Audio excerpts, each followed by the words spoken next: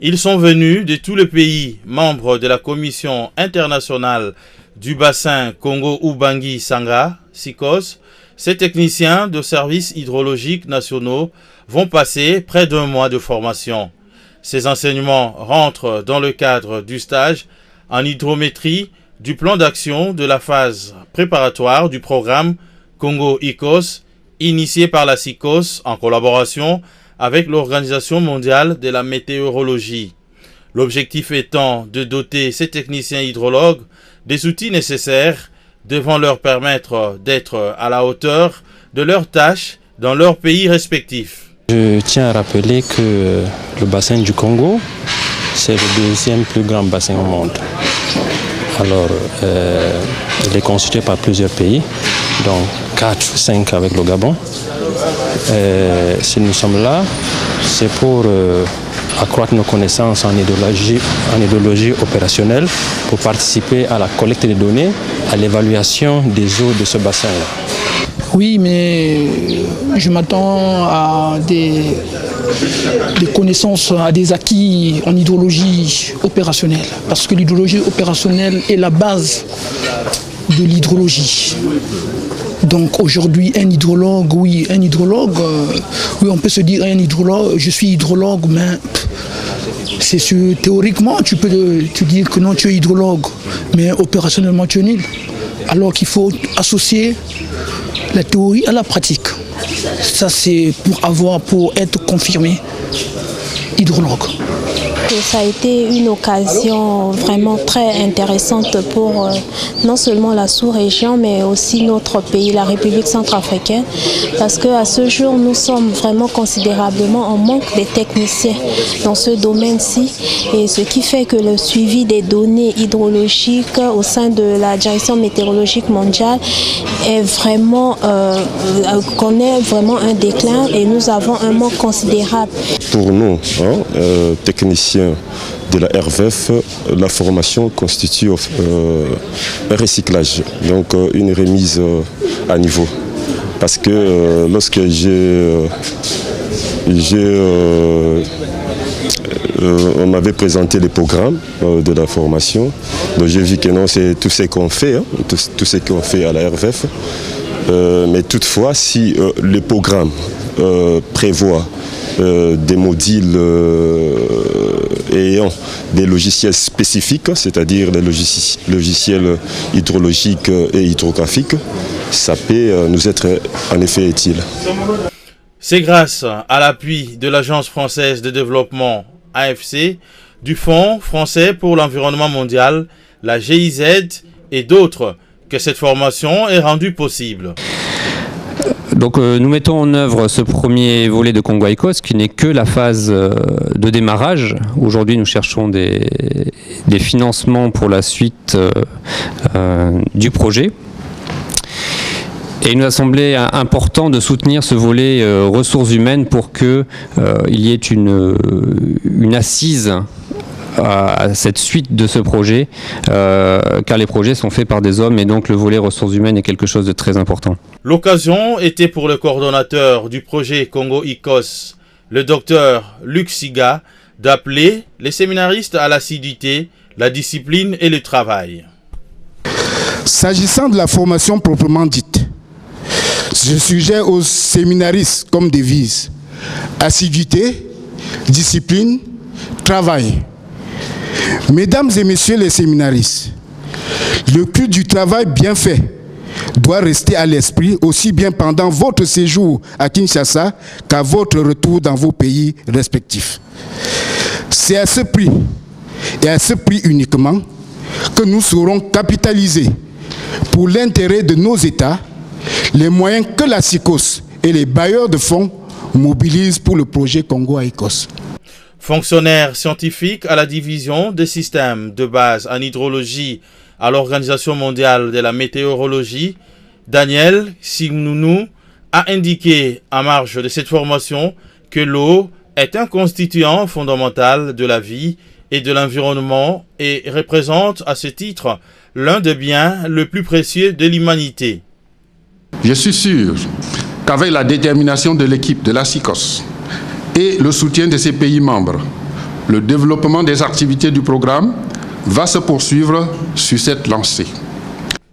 Le secrétaire général de la SICOS, Simon Sakibede, s'est réjoui de la tenue de cette formation au contenu riche pour les techniciens hydrologues avant de demander aux apprenants de mettre à profit les enseignements qu'ils auront appris.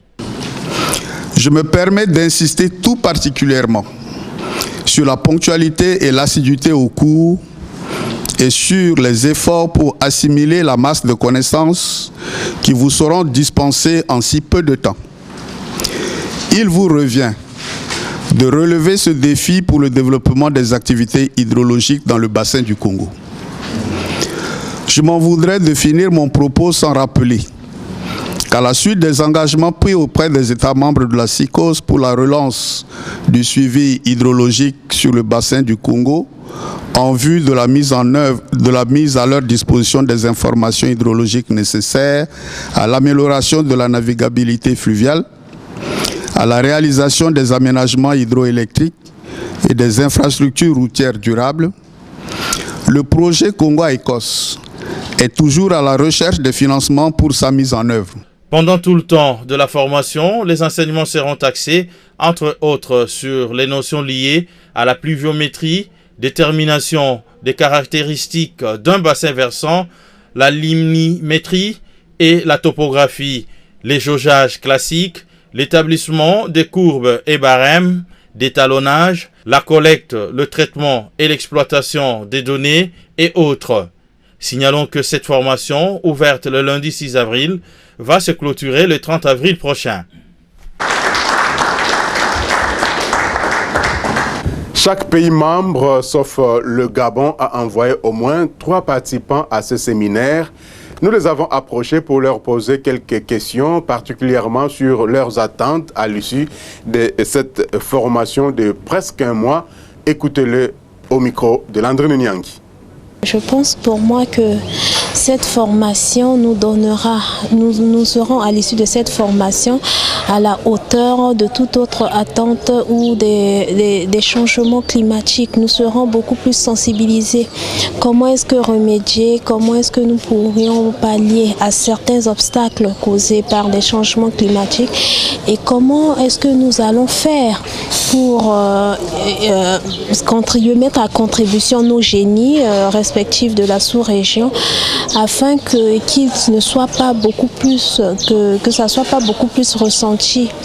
Et bon, comme vous savez tous, quand on parle de changement climatique, ça a été un comportement de longue date qui a pu créer cela. Et est-ce qu'à l'issue de cette formation, nous voudrions bien que le monde soit sensibilisé, que nos régions soient sensibilisées, afin que nous remédions à certains de nos comportements qui ont causé tout ce changement et que nous revenons à la normale. Et à l'issue de cette formation, je souhaiterais bien posséder des connaissances nécessaires et importantes qui me permettront aussi vite de les mettre en pratique afin aussi que nous constituions une base de données en ce qui concerne le bassin du Congo Ubangi-Sanga. Je dois avouer qu'avec la crise économique, des pays du bassin du Congo ont eu du mal à suivre les ressources en eau de ce bassin-là. Bon, avec cette formation, c'est une opportunité pour nous, jeunes hydrologues, qui avons peu de contact avec le terrain, d'acquérir des connaissances pratiques pour pouvoir l'exercer dans nos différents pays. Cette formation en hydrologie opérationnelle à l'endroit de nos techniciens, c'est-à-dire de nos hydrologues, hydrographes juniors, pour la régie des voies fluviales en tant que service national d'aménagement et d'entretien des voies de navigation intérieures, comme je le disais. C'est une fierté, pourquoi? Parce que je vous rappelle que nous sommes dans le cadre de 2 grands projets pilotes. Le projet d'appui à la navigabilité des voies navigables en RDC, lequel projet qui est financé par l'Union européenne. Et il y a un autre projet pilote qui est financé par la Banque mondiale, que nous dénommons le projet de transport multimodal. Ces 2 projets priorisent plusieurs volets. D'une part, pour le projet d'appui à la navigabilité, il y a le volet hydrologie, le volet hydrographie. Avant l'aménagement, avant les infrastructures et autres, et la formation. Le volet hydrologie, c'est le volet le plus important dans tout ce que nous faisons. Dans les travaux d'aménagement, c'est bien de baliser, c'est bien de draguer. Mais avant de le faire, ce sont des travaux purement mécaniques. Il y a l'aspect science. La science qui intervient. Et la science intervient surtout au niveau des études hydrologiques, des études hydrographiques. Le seul service aménageur de voies intérieures de notre pays a un problème sérieux en termes de ressources humaines, pas seulement sur le plan numérique, mais également en termes de la qualité. Et c'est que la SICOS vient de faire, qui est notre structure d'appui au niveau sous-régional. Nous ne pouvons que bénéficier, nous ne pouvons que féliciter le secrétaire général qui a dans sa politique de management, dans sa politique vraiment de renforcement des capacités de nos services, à prioriser le volet formation. C'est le bien fondé de ce séminaire, c'est pourquoi la régie des voies fluviales ne pouvait pas hésiter en envoyant ces jeunes hydrologues. En fait, le premier mandat de la SICOS, c'est la navigation. Donc, quand on rentre dans cette navigation, on voit effectivement qu'au-delà des problèmes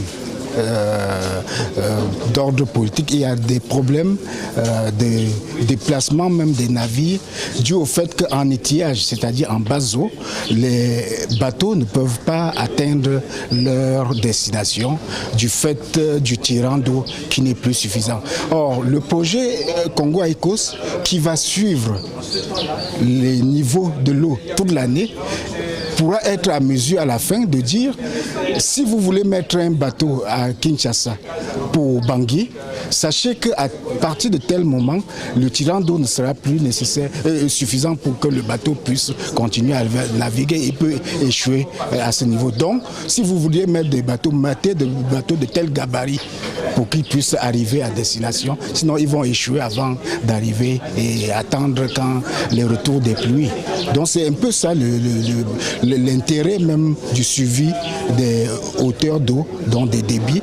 Et ça, c'est sur le plan de la navigation. Et maintenant, sur le plan des aménagements hydroélectriques, on peut savoir à tout moment les débits qui sont turbinés au niveau de nos barrages.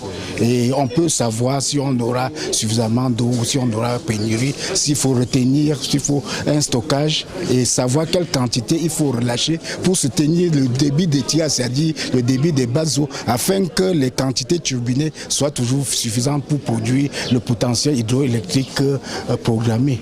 Vous savez, depuis une trentaine d'années à peu près, l'état des lieux qui a été fait par la SICOS a pu démontrer que les structures en charge de cette activité sont en perte de vitesse, soit elles sont vieillissantes, soit elles manquent de personnel qualifié. Donc ce séminaire que je viens d'ouvrir et qui arrive à un point nommé, qui est financé par l'Agence française de développement, a pour but justement de réveiller cet élan, de réveiller cette conscience, de réveiller donc l'ardeur au travail et de faire en sorte que les experts des services hydrologiques nationaux soient à la hauteur de travailler en temps réel et sur une hydrologie opérationnelle.